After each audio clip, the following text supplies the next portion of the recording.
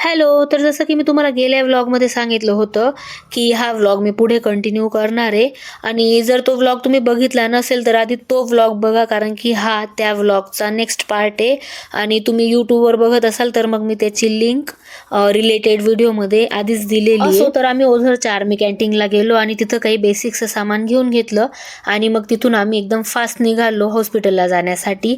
म्हटलं OPD close नको व्हायला. तर थोड्याच वेळात आम्ही हॉस्पिटलला पोहोचलो आणि OPD पण चालू होती आणि मम्मीचा लगेच नंबर पण लागून गेला आणि मम्मीच्या डोळ्यामध्ये आधी ड्रॉप टाकल्यानंतर ना अर्धा तास थांबायचं असतं. त्याच्यानंतर मग डॉक्टरांनी चेकअप केलं आणि मग काही मेडिसिन आणि ड्रॉप्स पण दिले. त्याच्यानंतर मग निघालो आम्ही घरी जाण्यासाठी. तर बराच वेळ झालेला होता आणि घरी जात जात आम्हाला रात्र होणार होती. मग आमचं ठरलं की आपण बाहेरूनच जेवण करून जाऊया. तर आम्ही 1-2 हॉटेल बघितल्या, पण तिथे टेबल खाली नव्हते. मग आम्हाला ही हॉटेल दिसली.